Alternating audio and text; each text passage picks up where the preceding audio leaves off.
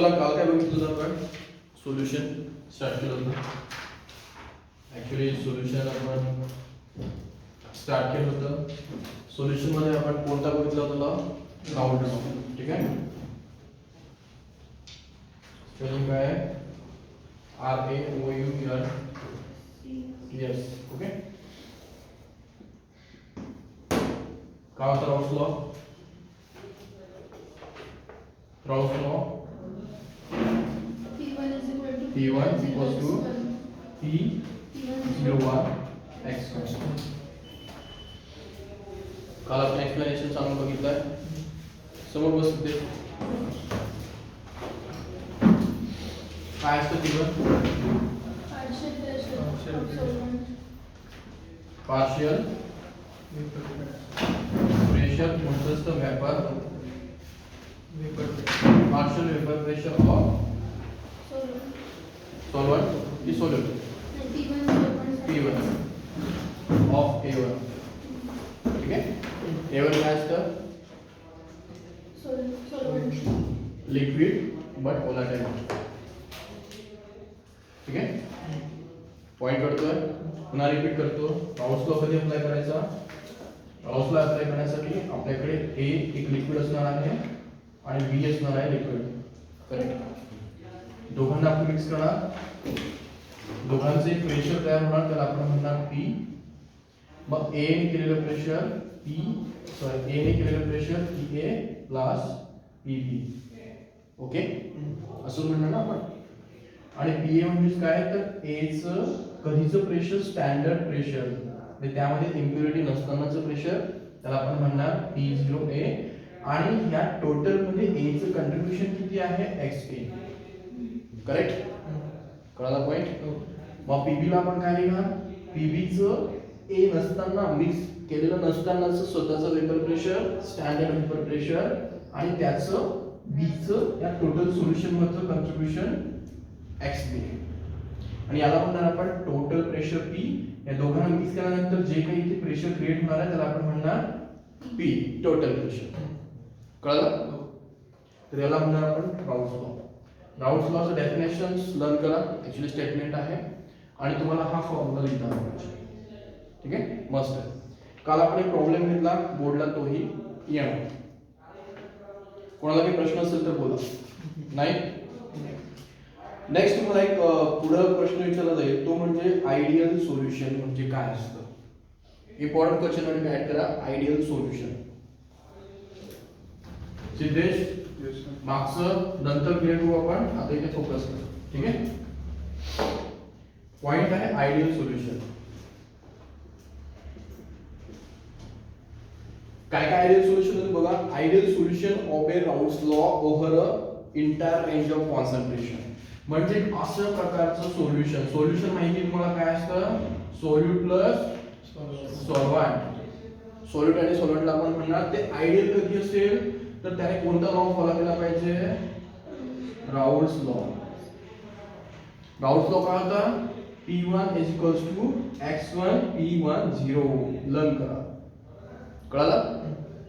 आणि हा Raoult's law follow करणार तो कोणत्याही कॉन्सन्ट्रेशनला, at entire concentration, whole concentration. तुम्ही कॉन्सन्ट्रेशन आयडियल सोल्युशनचं कितीही चेंज करा, म्हणजेच काय? It simply obey Raoult's law. Second point, no heat evolve or absorb when two components forming ideal solution are mixed. म्हणजेच आयडियल सोल्युशन जेव्हा मिक्स होतील, ठीक आहे, म्हणजे आयडियल सोल्युशन जेव्हा तयार होतील त्यामध्ये जे सॉल्व्हंट आहे आणि सोल्युशन आहे यांचे जेव्हा मिक्स होतील तेव्हा कधीही हीट काय होणार नाही, बाहेर लिबरेट होणार नाही. काय रिपीट करतोय मी? Heat evolve and absorb when two component forming ideal solution are mix. Ideal solution कधी फॉर्म होणार आहे? सॉल्व्हंट आणि हे काय आहे? सॉल्व्हंट आणि सोल्यूट हे मिक्स केल्यानंतर याला आपण कंपाऊंड म्हणू A आणि B. हे मिक्स केल्यानंतर काय आयडियल सोल्युशन फॉर्म होईल आणि यातनं हीट बाहेर येणार नाही आणि ऍडही होणार नाही. कळला पॉइंट? एक सोल्युशन तुम्ही फॉर्म केलाय, त्यामध्ये A आणि B ऍड केलं, त्यात हीट बाहेरून ओढली जाणार नाही आणि बाहेर पाठवली जाणार नाही. म्हणजेच रिएक्शन कशी असेल? एक्झोथर्मिकली नसेल, हीट बाहेर जाणार नाही, आणि इंडोथर्मिकली नसेल, हीट ऍड होणार नाही. कळलं? त्याला म्हणायचं ideal solution. Next point, there is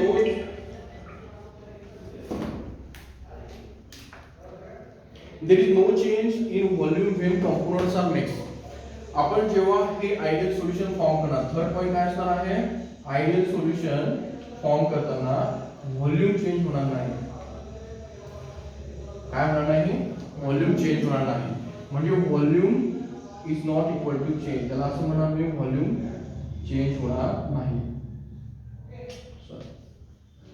ठीक आहे, एवढं सफिशियंट आहे. मग व्हॉल्यूम कसं काय चेंज होणार नाही? आपण ए बी मध्ये ऍड केल्यानंतर त्याचं व्हॉल्यूम काय होणार नाही? चेंज होणार नाही. कशा प्रकारे? तुमच्याकडे एक एक्झाम्पल घ्या, कोणतंही एक आयडियल सोल्युशन घ्या, एक वॉटर आहे आणि त्यामध्ये 2 स्पून तुम्ही काय करा, NaCl ऍड करा. काय होतं, वॉटरची साईज वाढते का, हाईट वाढते का?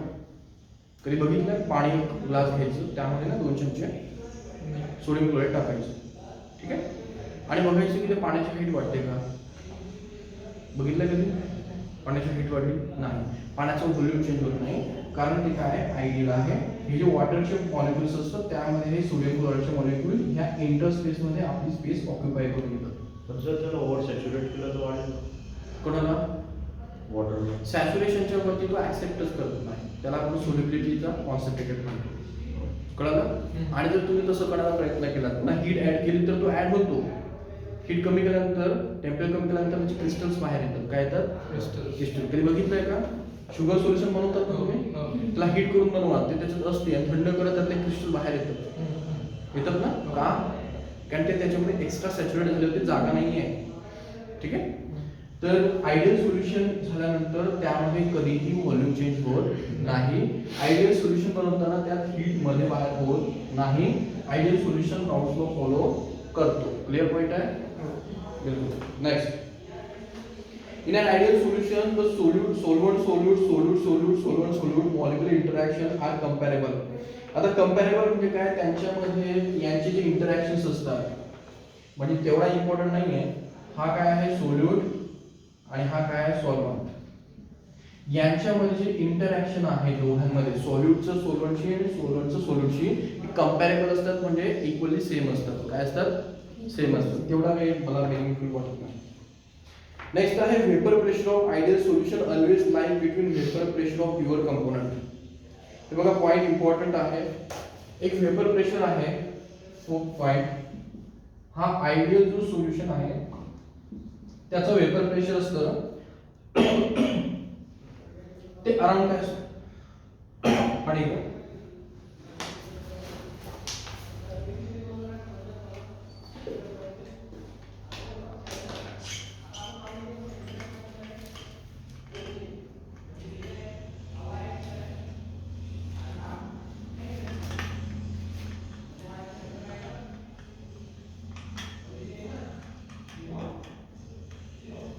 हे बघा आयडियल सोल्युशन आहे, त्याचं वेपर प्रेशर जे असतं अराउंड, तुम्ही म्हणणार ते x असेल. तर ह्या सोल्युशन मध्ये जो सॉल्व्हंट आहे, एक सॉल्व्हंट असेल ना ज्याचं मॅक्सिमम काय असेल ते वॅटेज असेल, तर तो प्युअर असताना त्याचं जे कॉन्सन्ट्रेशन आहे त्याचं y असेल, तर तेवढंच कॉन्सन्ट्रेशन जनरली आयडियल सोल्युशनचं असतं. Sorry, vapour pressure. म्हणजे आता याच्यामध्ये ए हा काय? ए हा सोल्यूट आहे, बी काय आहे? सॉल्व्हंट आहे. तर याच्यामध्ये आयडियल सोल्युशनचं वेपर प्रेशर हे अराउंड नियरली इक्वल असतं. हा जो बी सॉल्व्हंट आहे, तो जो प्युअर फॉर्म मध्ये आहे, त्याच्या वेपर प्रेशर एवढं त्याचं काय असतं? वेपर प्रेशर असतं. कळलं? म्हणजे सोल्यूटने तेवढं तिथे वेपर प्रेशर चेंज होत नाही. कळलं? हे बघा, बी हा काय आहे? एक सॉल्व्हंट आहे, आणि ए आपण सोल्यूट त्यामध्ये मिक्स केला आहे, करेक्ट, आणि तुमचं एक शुगर सोल्युशन तयार झालं. मग वॉटरचं ऍक्च्युली जेवढं वेपर प्रेशर होतं, वेपर प्रेशर काल शिकवलं आठवतंय ना? हे वॉटर असेल, वॉटरचे मॉलिक्युल्स इथे काय होणार? हवेमध्ये रिमूव्ह होणार, आणि कॅप लावलं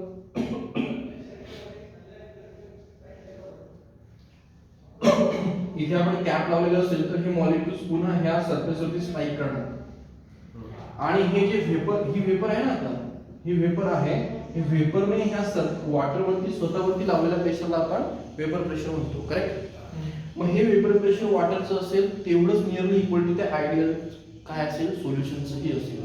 त्या सोडियम क्लोराईडला तेवढा मोठा चेंज होणार नाही, कळतंय? तर माझ्या माहितीप्रमाणे बोर्डला प्रश्न विचारला जाऊ शकतो, what is mean by ideal solution. मग तुम्ही काय लिहिणार? Its follows Raoult's law.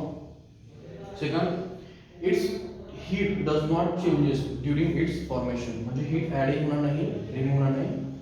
There is no change as such volume during preparation of solutions, म्हणजे A 1 लिटर असेल, B 10 लिटर असेल तर किती व्हॉल्यूम तयार होणार आहे? 11 लिटर, आणि तो नंतरही तेवढाच असेल. ठीक आहे. लास्टला पॉइंट आहे की सोल्यूट आणि सोल्युट यांचं कंपॅरेबल नेचर असेल, म्हणजे सोल्युट जेवढं इंटरॅक्ट करणार तेवढं सोल्युट त्याला रिॲक्शन कंपॅरेटिव्ह समजतं ना. लास्टला आहे जे आयडियल सोल्युशन आहे त्याचं जे वेपर प्रेशर आहे ते प्युअर फॉर्म मध्ये जेव्हा सोल्युट असेल त्याच्या एवढंच असेल, नियरली इक्वल टू तेवढंच असेल. कळलं? तर हे काही पॉइंट्स आहेत 4 मार्क्स साठी, याला स्टडी करायचं आहे. काही डाऊट आहे का? सिंपल आहे. व्हॉल्यूम चेंज नाही होणार, टेम्परेचर चेंज नाही होणार, राऊस लॉ, आणि सांगायचं वेपर प्रेशर की त्याच्या प्युअर फॉर्म एवढं असतं. हां, की डाऊट आहे का सांगा? कळलं? सर सोल्यूट आणि सॉल्व्हेंटच्या वेपर प्रेशरच्या मध्ये लाल होतं ना. हा ना. मग हे जे आहे बी आहे, हे बघ इकडे बघा. आता बीचं कंट्रीब्युशन हे बघ काय असतं की हा जो ए आहे याचं स्वतःचं वेपर प्रेशर आहे, बीचं स्वतःचं वेपर प्रेशर आहे, बीचं वेपर प्रेशर आणि एचं वेपर प्रेशर मग नियरली इक्वल टू बी का असेल तो? कारण दोघांच्या मध्ये असेल ना तो, तर त्यांच्या जवळ असेल. मी एक्झॅक्ट त्यांच्या एवढं म्हणतोय का? नाही, त्यापासून जास्त व्हेरी करत नाही. एचं 10 असेल, याचं 20 असेल तर तो मध्ये कुठेतरी कुठे असेल? तर स्टेटमेंटमध्ये असं लिहिलं चालतं ना सॉल्व्हंटचंच? नाही, सॉल्व्हंटच्या नियरली इक्वल टू म्हणजे दोघांच्या मध्ये म्हणता येतं. Nearly equal to pure component म्हणजे एचं आणि बीचं यांच्या दोघांच्या कंपॅरेटिव्हली सेम असेल असं म्हणतो आपण. म्हणजे एचं वेपर प्रेशर असं असेल बघा, एचं वेपर प्रेशर इथे आहे, बीचं इथे आहे, तर इथे कुठेतरी आपल्या सोल्युशनचं असं मला म्हणायचं. दोघांच्या नियरली इक्वल टू सेम म्हणजे मध्ये, समजतं ना? एकदा बी कडे नाही आणि ए कडे नाही. कळलं पॉईंट? समजतंय ना? म्हणजे सिंपल गोष्ट आहे. तुम्हाला एका गोष्टीमध्ये एक ए आहे आणि बी आहे, एकामध्ये लॉस होतो आहे, ठीक आहे? 10 रुपयाचा लॉस होता आहे, इथे 30 रुपीचा प्रॉफिट होतोय. मग तुम्ही कुठे आहात? म्हणजे एका गोष्टीत तुम्हाला 30 रुपीचा प्रॉफिट झाला, एका गोष्टीत 10 रुपीचा लॉस झाला. तुम्ही आता कुठे आहात? तुम्ही ऍक्च्युली नेट 20 रुपीच्या प्रॉफिटवर असणार आहेत ना प्रॉफिट तुम्हाला. याला आपण आयडियल सोल्युशन म्हणतो. दोघांच्या comparatively nearly equal to same मध्ये, म्हणजे ए पासून एक डिस्टन्सला आणि बी पासून एका डिस्टन्सला. कळलं? चलो तो पुढचं बघा. हा पॉइंट आहे का non ideal solution? Non ideal solution काय काय लिहिणार नॉन आयडियल सोल्युशन मध्ये? उलट लिहायचं. It does not follow Raoult's law, its heat absorption changes, its volume changes, done. Sir vapour pressure? Vapour pressure कोणाचं? वेपर प्रेशर मध्ये काय आहे? तुम्ही वेपर प्रेशर लिहिला solution way higher than of pure substance. हे जे प्युअर आहेत ए आणि बीचं यांच्यापेक्षा यांचं वेपर प्रेशर जास्त असतं, सोल्युशनचं जास्त असतं, इन बिटवीन मध्ये नसतं. मी म्हणतो ना मध्ये सिमिलर इक्वल टू असतं, लाईक करतं, त्याच्याबरोबर असतं. चला पॉईंट आहे पुढं. माझी पॉईंट काय बघतो पुढचा आहे का? निगेटिव्ह प्रेशर आहे सर, सगळं 2.13 पर्यंत सगळं पेपरला आलाय का? नाही. नेक्स्ट पॉईंट आहे पुढचं इम्पॉर्टंट पॉईंट आहे. हे 4 मार्क्सला आणि 2 मार्क्सला येईल. पुढचा पॉईंट पेपरला येईल कोलिगेटिव्ह प्रॉपर्टीज. काय आहे? Colligative properties.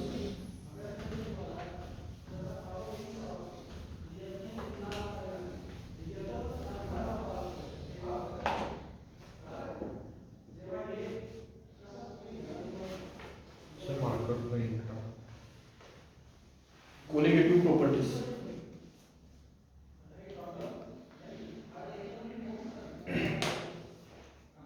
नोटबुक असू दे सिद्धेश. माझ्या माहितीप्रमाणे चॅप्टर मध्ये सर्वात महत्त्वाचा पॉईंट म्हणजे काय? Colligative properties. सर त्यात आपल्याला निघून टाकतो.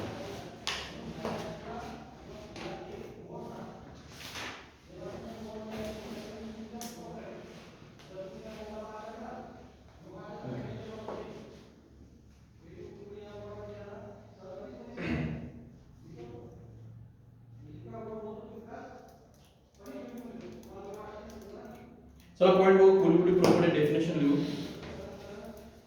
पॉइंट आहे the physical properties of solution is depend upon the number of solute particle.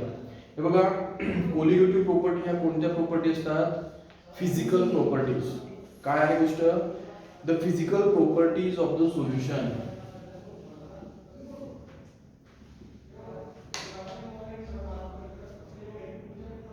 Physical properties of the solution with that depend upon number of solute particle.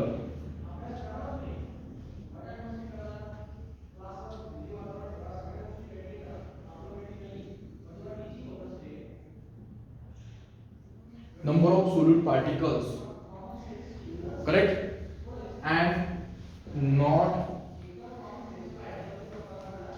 on their nature.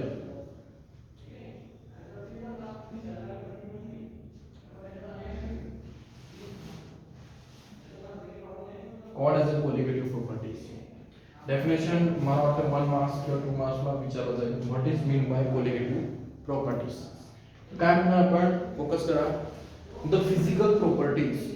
Point काय आहे? Physical properties. तो point येतो what is mean by physical properties.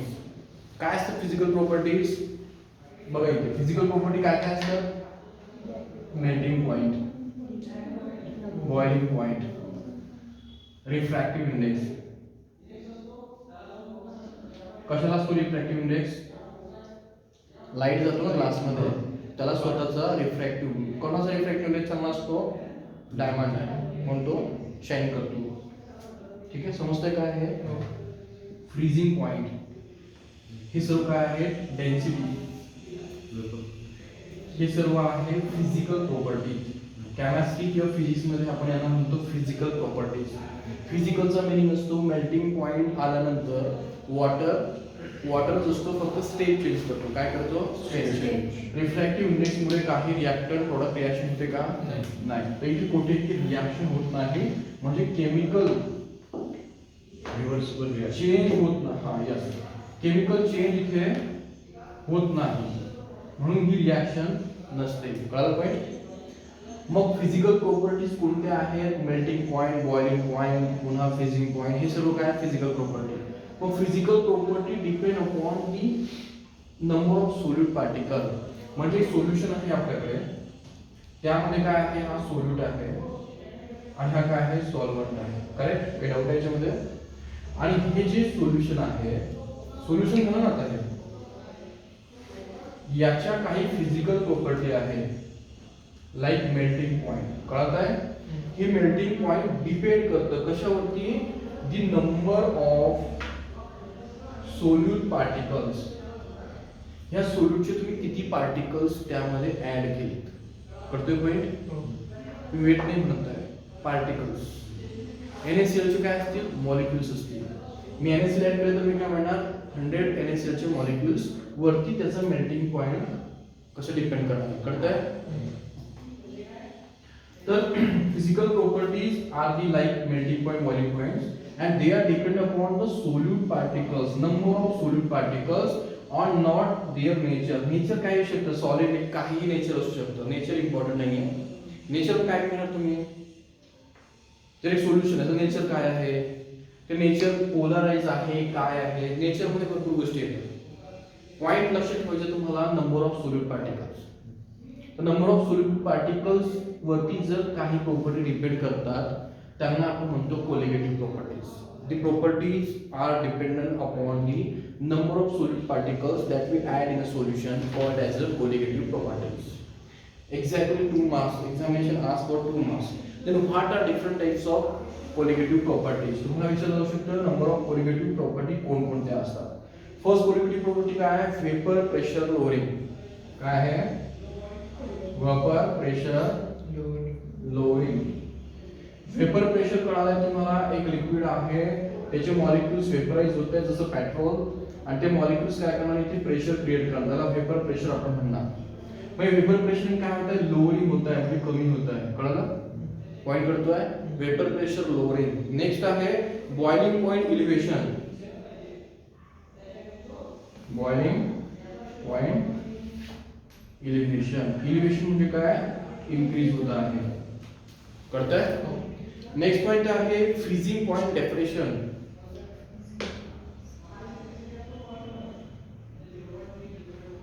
Freezing point depression spelling बघा, कमी होत आहे. काय होत आहे, फ्रीजिंग पॉइंट कमी होतो आहे. ऑस्मॅटिक प्रेशर.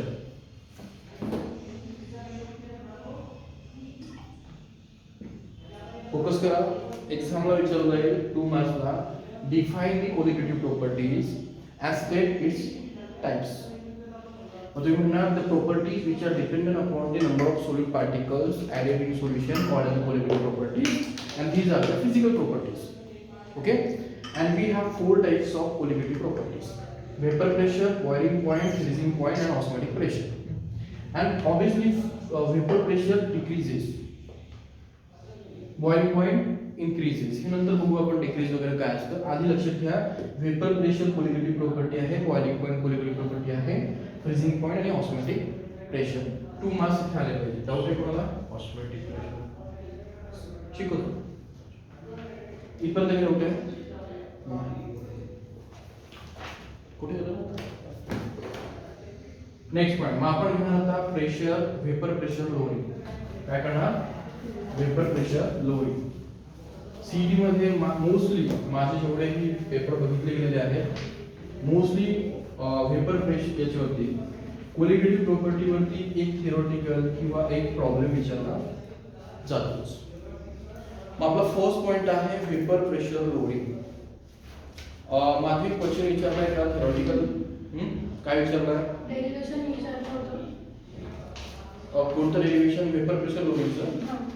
म्हणजे ते कसं त्या सोल्यूटच्या पार्टिकल्सवर किंवा मोल फ्रॅक्शनवर डिपेंड आहे हे पण विचारलं होतं. ओके, किती वेळा विचारलाय? 2 वेळा. चला वेपर प्रेशर लोअरिंग बघू. आधी आपण याच्यामध्ये काय बघायचं आहे तर प्रॉब्लेम बघायचा. आधी काय बघायचं आहे? प्रॉब्लेम. तर वेपर प्रेशर लोअरिंग मध्ये बघा फॉर्म्युला जो आहे लोअरिंग वेपर प्रेशरचा तो आहे, फॉर्म्युला लिहा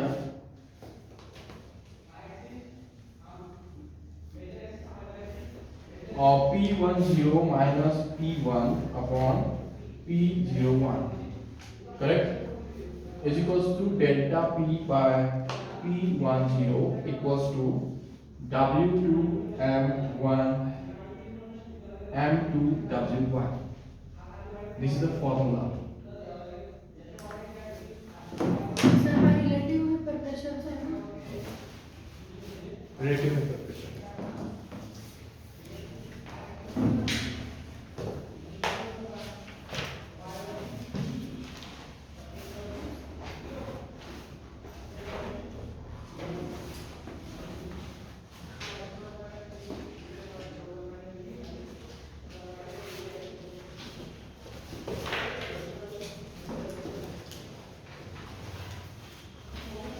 चलो फॉर्मूला लिहा था.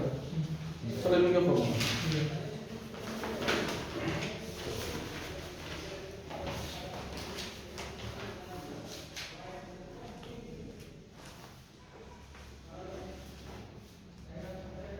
फॉर्मूला झाल्यानंतर नेक्स्ट पॉइंट. पॉइंट आहे कुठे गेला आपल्या बुकचा point. Vapour pressure of solvent is lower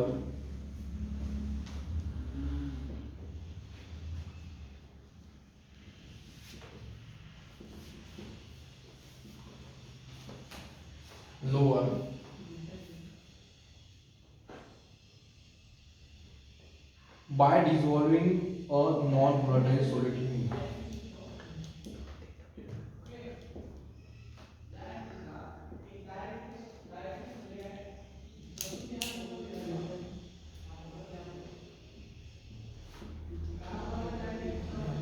चलो पॉइंट पे फोकस करा.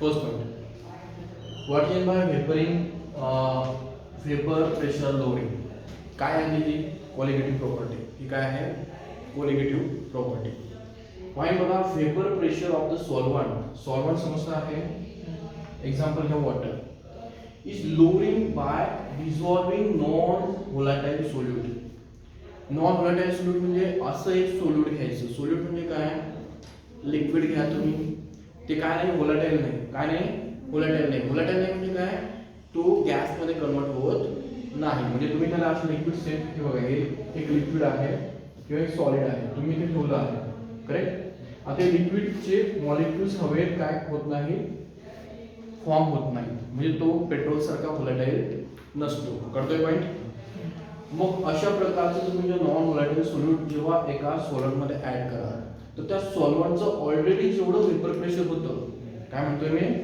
सॉल्व्हंटचं ऑलरेडी जेवढं वेपर प्रेशर होतं त्यापेक्षा त्या सोल्युशनचं वेपर प्रेशर काय असतं कमी असतं थोडंसं एक्झाम्पल आहे बघू हे बघा इथे सॉल्व्हंट होतं काहीतरी समथिंग एक्स हा सॉल्व्हंट होता सॉल्व्हंट समजताय ना लिक्विड घ्या त्याच्यामध्ये पार्टिकल्स काय होत होते ते बाहेर पडत होते कंटेनरमध्ये आणि कंटेनरमध्ये बाहेर पडल्यानंतर मॅक्सिमम झाल्यानंतर इथे माहिती तुम्हाला कोणतेही पार्टिकल्स असतील त्यांचं कॉन्सन्ट्रेशन वाढलं तर ते कंटेनरच्या वॉलवरती प्रेशर लावतात बरोबर का भामरे बरोबर हे पार्टिकल इथे वाढतील कारण ह्या लिक्विड मधून ते एस्केप झालेत आणि एस्केप झाल्यानंतर ते इथे प्रेशर क्रिएट करतात त्याला आपण म्हणू vapour pressure of X correct एक्सचे मॉलिक्युल्स त्याला सोडून जाऊन कंटेनर मधून त्याच्यावरती प्रेशर एक्झर्ट करतायत पॉइंट याला म्हणू आपण एक्स हा आपला सॉल्व्हंट आहे म्हणून आपण म्हणू वेपर प्रेशर ऑफ सॉल्व्हंट हे काय आहे इथे लिहिलेलं आहे मी यामध्ये काय केलं आपण वेपर प्रेशर ऑफ सॉल्व्हंट हे वेपर प्रेशर ऑफ सॉल्व्हंट आहे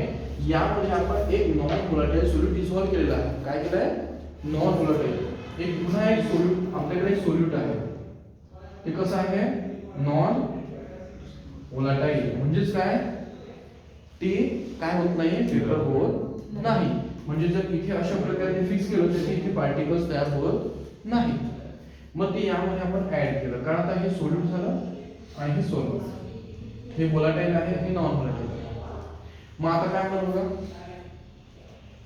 याचे पार्टिकल्स आपण असे कन्सिडर करू स्टार मग काय होणार याला मिक्स केल्यानंतर सिच्युएशन अशी होणार हा x प्लस आपला नॉन व्होलाटाईल सोल्यूट आहे त्याच्यामध्ये काय होणार x चे पार्टिकल इथे जमा होणार मिक्स झालं ना आता मला सांगा हे x चे पार्टिकल्स ची प्रोबॅबिलिटी व्होलाटाईल होण्याची आहे का नाही आणि इथे बघा याला फ्री स्पेस किती होता भरपूर होता आता हे पार्टिकल्स इथल्या पार्टिकलला एस्केप होऊ देत नाही होऊ देतात का नाही म्हणजे इथे जेव्हा सोल्यूटचे पार्टिकल्स हवेत जास्त ऍड होत होते इथे होत नाही कारण इथे आपण असा एक पदार्थ ऍड केलाय तो नॉन व्होलाटाईल आहे आणि तो ह्या x ला ह्या पार्टिकल्सला इथे लिमिटेड एस्केप होऊ देतो काय होतो लिमिटेड मग आता इथे 100 पार्टिकल्स असतील तर इथे कसं किती असणार 10 पार्टिकल्स मग इथलं वेपर प्रेशर 100 पार्टिकल्स मुळे काय होतं मॅक्स होतं काहीतरी नॉन व्होलाटाईल सोल्यूट ऍड केल्यामुळे काय झालं वेपर प्रेशर डाऊन झालं यालाच म्हणतात लोअरिंग वेपर प्रेशर म्हणजे तुम्ही एका सॉल्व्हंट मध्ये एक सोल्यूट ऍड करताय आणि त्या सोल्यूटची टेंडन्सी ही व्होलाटाईल नाही आहे तर तो त्या सॉल्व्हंटचं जे प्रेशर असतं त्यालाही काय करतो थांबवतो त्याच्या पार्टिकलला वरती जाऊ देत नाही आणि इथे नंबर ऑफ पार्टिकल्स काय झाले कमी झालेत समजताय मग नंबर ऑफ पार्टिकल्स म्हणून याला कोलिगेटिव्ह प्रॉपर्टी म्हणतात पॉइंट क्लिअर होतोय तर हा याचं वेपर प्रेशर मोस्टली जास्त असेल तर याचं प्रेशर कमी कशामुळे झालं तर तुम्ही त्यात काहीतरी ऍड केलं आणि ते सोल्यूट मुळे झालं म्हणून आपण म्हणतो vapour pressure lowering due to addition of non volatile solute in our solvent कळलं पॉइंट ओके समजतंय सिच्युएशन तर याला म्हणतात लोअरिंग वेपर प्रेशर सिद्धेश कळलं का आता यामध्ये काही पॉइंट्स आहेत बघा तुम्हाला जे डेरिव्हेशन दिलं आहे इथे म्हटलं आहे इफ P01 काय असणार आहे P10 is a vapour pressure of the pure solvent आपला x कोण होता प्युअर सॉल्व्हंट होता ना मग त्याचं Px आपण इथे घेऊ की चला 1 घेऊ हा 1 होता आणि हा सॉल्व्हंट आहे 2 आहे मग याचं प्युअर काय याचं प्रेशर आपण प्युअर डोक्यावरती 0 ने लिहितो स्टँडर्ड आणि 1 म्हणजे काय हे वेपर प्रेशर कोणाचं आहे? सॉल्व्हंटचं. काय डाऊट आहे? प्युअर सॉल्व्हंटचं. करेक्ट. त्यानंतर म्हणतोय मी P1 is a vapour pressure of solvent above in the solution.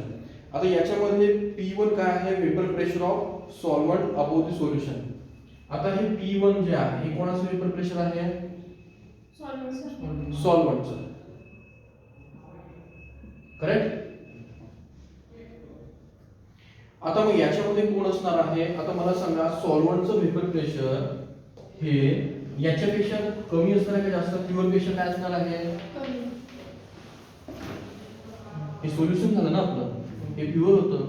प्युअरचं vapour pressure 100 particle वर होतं. सोल्युशनचं काय झालंय? कमी झालंय. तर आपण असं लिहू शकतो, ना, म्हणजे x हे वेपर प्रेशर कमी झालं.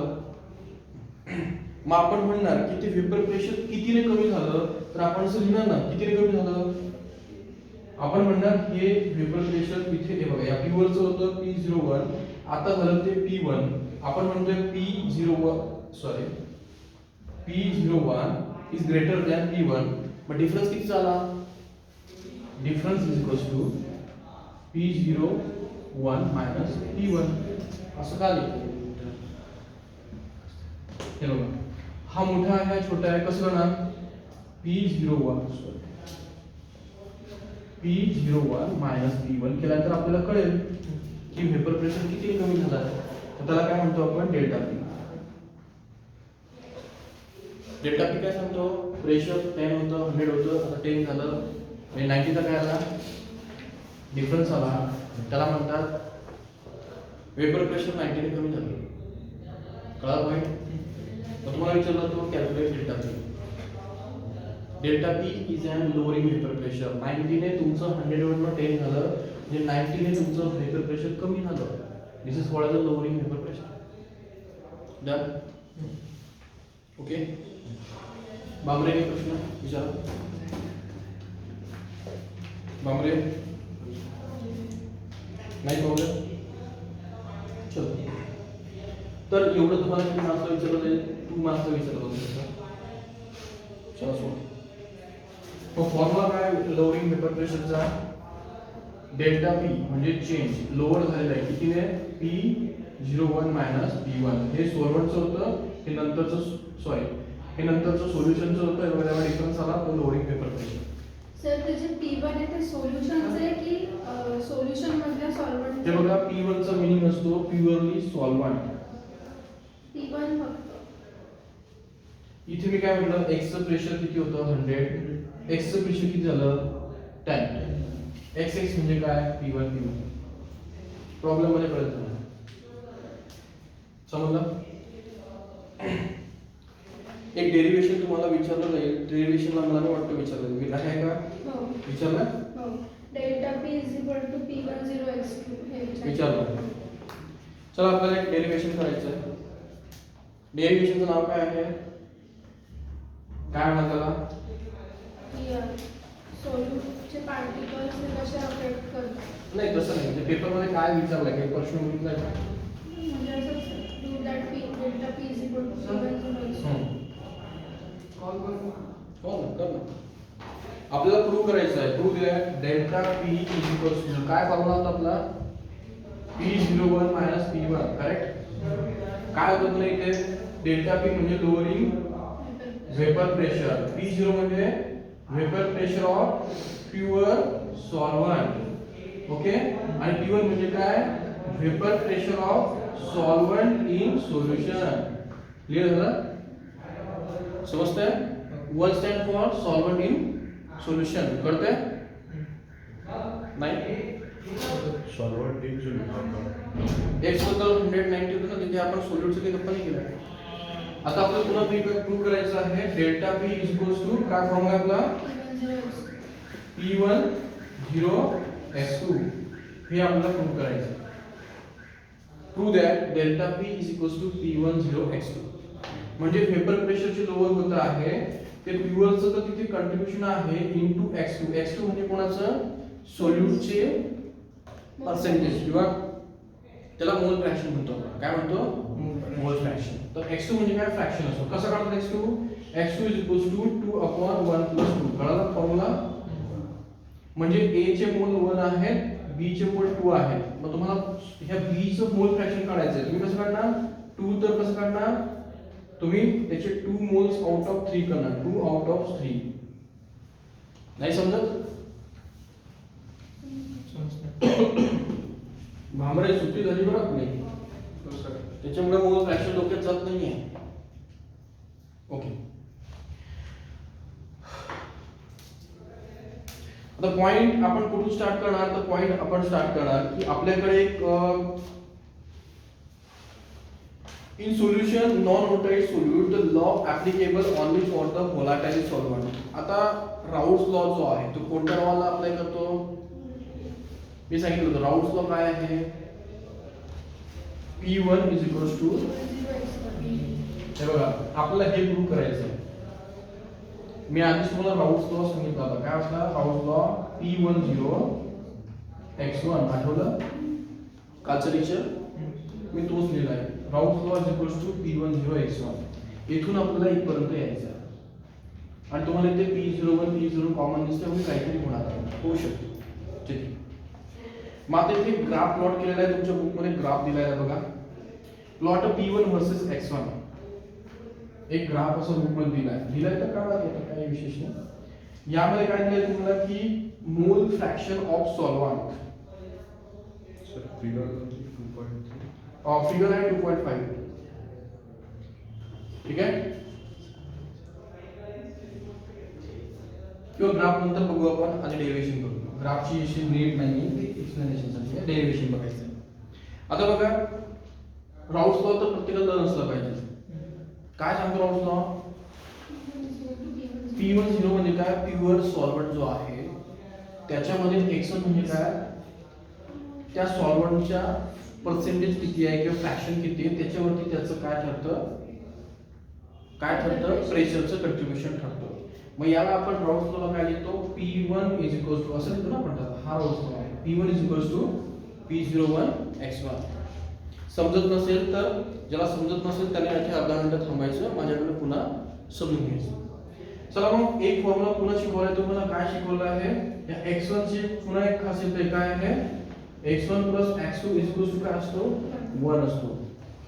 म्हणजे तुमच्याकडे जर 100% असेल कोणती गोष्ट तर तुम्हाला एक बिस्किट दिलं ते काय असेल? 100% आहे ना. मग मोल फ्रॅक्शन काय सांगतं? a आणि b. a हा मोठा आहे, b छोटा आहे असं तुम्हाला म्हणायचं. तुम्ही काय म्हणणार? चला b मोठा आहे कारण सॉल्व्हंट आहे ना ते. मग आपण कसं म्हणतो b ला आहे ना 70% देऊन टाका. बिस्किट कोणाला मिळालं म्हणजे 70%. मग आपण काय करणार? त्याचं मोल फ्रॅक्शन 70 लिहिणार आणि a ला किती मिळणार? मग 30%. याला मोल फ्रॅक्शन म्हणणार. मग जर तुम्ही ह्या 100% ला आपण केमिस्ट्रीमध्ये 1 म्हणतो मग 70 ला काय म्हणणार? 0.7 म्हणणार तुम्ही आणि 0.3 कोणाला म्हणणार? a ला. ऍक्च्युअली ही असं मोल फ्रॅक्शन असतं. म्हणजे आपण जेही सोल्युशन घेतो ते 1 लिटर असेल, 2 लिटर असेल, 100 लिटर असेल त्याला आपण म्हणतो त्यामध्ये 100% आहेत सर्व. ते पार्टिकल्स किती आहेत? 100%. म्हणजे तुम्ही जर एवढं 1 लिटर एक सोल्युशन घेतलं आणि 10 लिटर घेतलं किंवा 20 लिटर घेतलं यामध्ये जेवढेही पार्टिकल्स आहेत त्यांना आपण म्हणतो 100%. याला 100% म्हणतो. मग त्याला आपण डायरेक्टली बदलू काय म्हणतो? 1. पण त्यामध्ये जर म्हणायचं असेल तुम्हाला 1 लिटर मध्ये हाफ लिटर हे काय आहे? a आहे. बरोबर? तुम्ही असं लिहिणार ना की मग 10 मी जर 100% म्हटलं तर हाफ लिटर a आहे. म्हणजे याच्यामध्ये 100 पार्टिकल आहे, 50 पार्टिकल असतील ना. बाकी ज्याच्यामध्ये किती राहतील? 50. 50 किती होणार? 100. याला मोल फ्रॅक्शन म्हणतात. मोल फ्रॅक्शनला आपण कोणत्याही लिटर मधल्या सोल्युशन मध्ये टोटल पार्टिकलला आपण 100% कन्सिडर करतो. मग त्यात a चं कंट्रीब्युशन किती? b चं तर 70%. मग a चं किती? 20%. दोघांना मिळालं की 100% मिळणारच आहे ना. मग म्हणून आपण केमिस्ट्रीत त्याला अशा प्रकारे यूज करतो की जर कोणी म्हटलं की एक सोल्युशन आहे लॉजिकल सिद्धेश एक सोल्युशन आहे आपल्याकडे त्याच्यामध्ये मोल फ्रॅक्शन ऑफ a आहे, a प्लस b आहे. मोल फ्रॅक्शन ऑफ a हे 0.7 आहे. म्हणजे तुम्हाला कळायला पाहिजे की a चं कंट्रीब्युशन याच्यामध्ये किती आहे? टोटल पार्टिकलचं 70% आहे, 70%. म्हणजे b काय करतो इथे? 0.3%. म्हणजे ऍक्च्युअली हा सोल्व्हंट आहे आणि हे सोल्यूट आहे. कोण सोलंट आहे ए. आणि दोघांना क्लोज केलं तर आपलं 1 होणार, म्हणजे हे 100% पार्टिकलला आपण एक्स म्हणतो, त्याला जनरली 1 म्हणतो. समजलं एक्स काय दाखवतो, एक्स हे दाखवतो की ए चं कंट्रीब्युशन किती आहे, ए चे पार्टिकल किती आहेत आणि बी चे पार्टिकल किती आहेत. कळतंय पॉईंट? मग इथे ए प्लस बी ऑब्विसली 1 होणार ना 100%, म्हणून त्याला 1 लिहितो. तर मग हे प्रश्न डोक्यात ठेवू नका की x + 1 2 कसं काय येतं. तर त्यांना केलं एक बिस्किट 2 लोकांना मिळवलं आणि त्या दोघांना चल तुला एक दिलं, एक बिस्किट आहे ब्रेक केलं, तुला एक दिलं आणि तुला एक दिलं. आता म्हटलं चला सिंगल बिस्किट होतं ना, आता दोघांचं बिस्किट मिक्स करा, एकच तयार झालं ना. कारण एकालाच आपण डिस्ट्रीब्यूट केलंय तर 100%ला आपण लोकांना डिस्ट्रीब्यूट केलं आणि म्हटलं दोघांना मिळवा पण 100% मिळणार. याला म्हणतो मोल फ्रॅक्शन. मग हे बघा राऊत लॉ काय म्हणणार की तुमच्याकडे एक सोलवंट आहे, त्यामध्ये हा सोलवंट आहे, त्याच्यातला जो ए होता हा 1 होता. हे बघा राऊत लॉचं असं म्हणणं आहे तुमच्याकडे एक 1 होता आणि एक 2 होता. 1 चं स्वतःचं प्रेशर हे स्टँडर्ड प्रेशर हे झिरो दाखवतो आपण, आणि तो मोठा होता म्हणून त्याला आपण सॉल्व्हंट म्हटलं. आणि त्याच्यामुळे ह्या टोटल सोल्युशन मध्ये किती प्रेशर क्रिएट झालं तर त्याचे स्वतःचे पार्ट त्याचं कंट्रीब्युशन किती होतं, त्या कंट्रीब्युशन दाखवण्यासाठी आपण एक्सप्लेन लिहितो. तेवढंच प्रेशर झालं ना. मग आता याच्यामध्ये 2 चं प्रेशर, 2 ला राऊट लॉ कसं लावणार तुम्ही, एस 1 साठी राऊट लॉ तुम्ही असं लिहिणार P1 = P10 x1. मग या 2 मुळे किती प्रेशर होतं तर राऊट लॉ काय होणार P0 to x2. हे x2 चं कंट्रीब्युशन आहे. पण टोटल कंटेनरमध्ये प्रेशर किती होतं तुम्ही असं लिहिणार P =